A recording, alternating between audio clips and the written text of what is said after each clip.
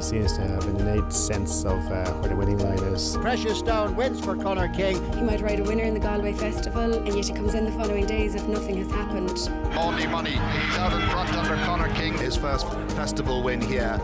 What a kid he is. He's a very down-to-earth guy. He's very mannerly, correct, polite.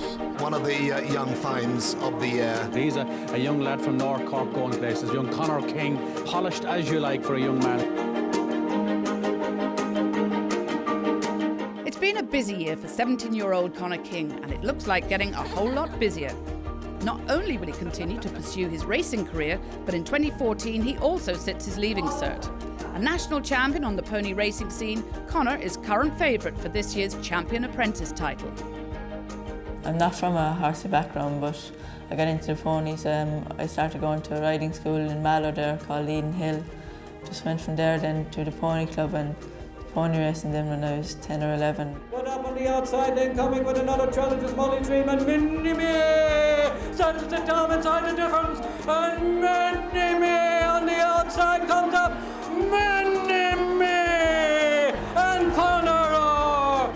His whole focus, I suppose, has always been the riding. I mean, he's played lots of other sports, and he's enjoyed them all. But always the ponies come first, really. Since he's been about 11 years of age, he's been going down to Mike Lee and Billy Lee's Forest Place below Ballingarry. It's about 20 miles down the road, and he spent all his summer holidays and days off and weekends down there, and they taught him loads down there. So I suppose he was going racing with them, and he could see the other side of it, and he would be delighted even to walk the horse around the parade ring, and then, so then to actually be riding, I suppose it's been a dream for him, really.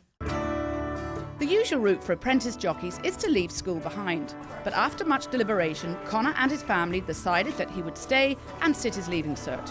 Well, I suppose we were always keen that he would continue with his education. We weren't really sure if that was possible to have an apprenticeship and continue with your education.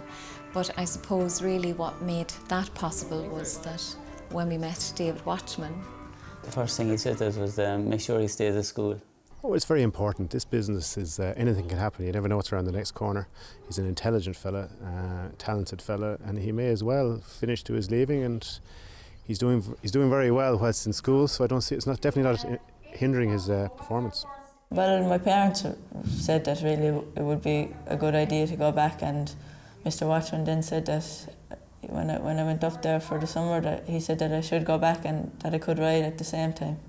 That opened up the possibility that he could have an apprenticeship and complete his leaving cert.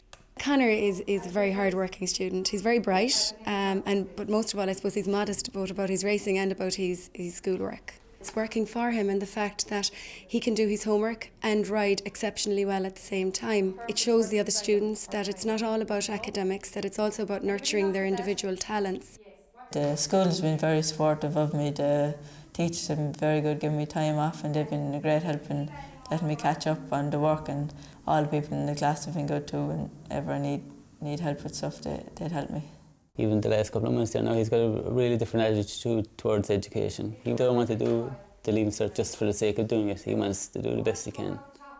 I like learning new things and being here with the friends and stuff. It's good, but I'm looking forward to finishing it up now soon and going out working with them full time. Conor's riding career could not have got off to a better start. His first ride was the stuff of dreams.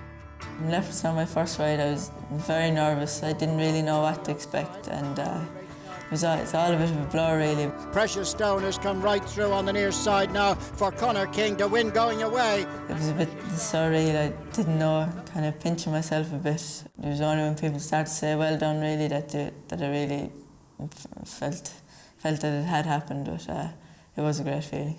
Yeah, I was delighted. I couldn't believe it. You know, it was like a dream come true. It was brilliant, yeah. I mean, we stood there and just thought, wow, I suppose we were delighted that he got a ride. First of all, that he'd get a ride, his first ride at the track, and that was a big day. And then to be at Leopardstown, a famous track, and, riding in famous colours for, that you're watching for years, and suddenly he's there in the parade ring, and you're thinking, God, this is real now. He seems to have, horses seem to run from. He seems to have an innate sense of where the winning line is, and good judge of pace, a good clock in his head. He seems to have a lot of attributes you need to be a very good jockey. I didn't expect things to take off as quick as they did. Just this summer has been unbelievable, but my parents were very good to me, driving me all over the country from day one, even when I was doing the pony racing. Without them, it couldn't be done really.